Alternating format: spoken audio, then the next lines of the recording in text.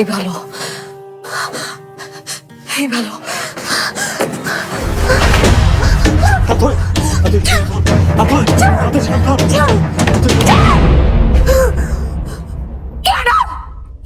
কেন পাগল হয়ে গেছে তুমি?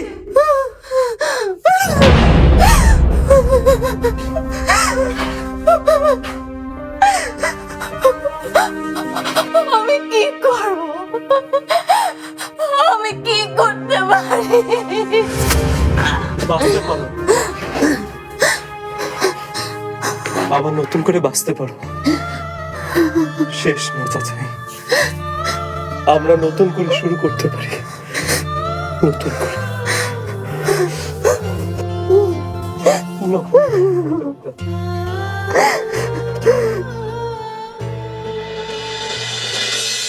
আপনার মতো মেয়ে যে কিনা শেষ পর্যন্ত সুইসাইডের জন্য। কখনো কখনো মানুষ যা তার থেকে বদলে যেতে বাধ্য হয়, কিন্তু মানুষের যদি এমন বন্ধু থাকে তাহলে সেই পরিস্থিতি বদলে যায়। কিন্তু আমি এখনো বুঝতে পারছি না যে এর মধ্যে রেস্তোরাঁর ব্যাপারটা কিভাবে ঘটলো। এছাড়া তাদেরকে বাঁচিয়ে রাখার আর কোনো পথ ছিল না। আর কতবার তুমি আমাকে এভাবে বাঁচিয়ে যাবে আকাশ? আমি সত্যি সত্যি আর পারছি না। আমি এই গ্লানি কিভাবে বয়ে বেড়াবো? আমি সহ্য করতে পারছি না যে আমার জন্য আরেকটা ফ্যামিলি এইভাবে জীবনযাপন করবে। তোমাকে আমি আগেও বলেছি, আবারও বলছি, এই সব কিছুর জন্য তুমি দায়ী না। আর এই বিষয়টা এখন দায়ী দায়িত্বে জায়গাতেই নেই। তাছাড়াই তুমি কি মনে করো তুমি মরে গেলে সবকিছু ঠিক হয়ে যাবে? হবে না। তুমি আসলে পালিয়ে যেতে চাইছো দাদা। না, আমি যে পালিয়ে যেতে চাই না সেটা তুমি খুব ভালো করে জানো। ঠিক আছে, তুমি যদি পালাতেই না চাও তাহলে সবকিছু আবার নতুন করে শুরু করতে হবে।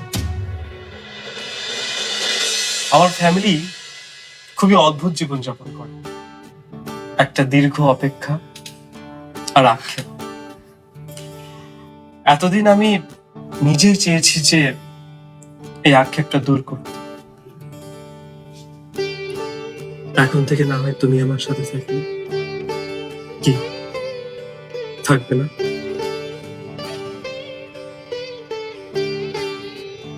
কি করতে হবে আমাকে? বাবা যে গান পাগল মানুষ সেটা তো তুমি আগে থেকেই জানো। বাবার সাথে থেকে তার গানটা শুনে তাকে একটু প্রশংসা করতে হবে, দেখবে খুশিতে বাবা একেবারে টকবক করে উঠেছে। আর মা, ছেলেবেলা থেকেই দেখেছি মা রান্না বান্না করতে ভীষণ পছন্দ করে। তোমাকে না কিচ্ছু করতে হবে না, মায়ের হাতে রান্না খাবে আর মাকে রান্নায় শুধু সাহায্য করবে।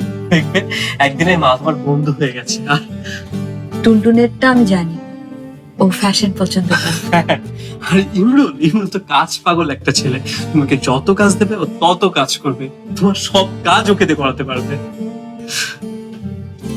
তাছাড়া অনুকে খুশি করতে তোমাকে মরতে হবে না, তোমাকে বাঁচতে হবে। তাছাড়া কিন্তু এভাবে কতদিন চলবে?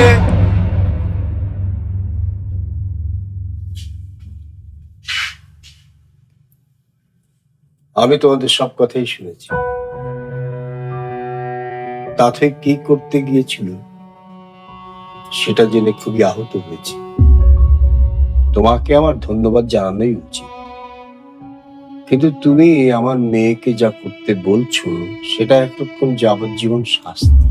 কিন্তু আব্বু, আমাকে যে কিছু একটা করতে হবে, তা না হলে আমি নিজেকে কখনো ক্ষমা করতে পারবো না। কেউ যখন গান গাইতে চায় অথবা নিজের রান্না করা খাবারটা নিয়ে মেতে থাকে, তখন তুই কি মনে করিস সে একজনেই তুষ্ট থাকে? এটা যে শিল্পীর কাজ। শিল্পী চায় নিজেকে সবার মাঝে ছড়িয়ে। তার মানে তোমার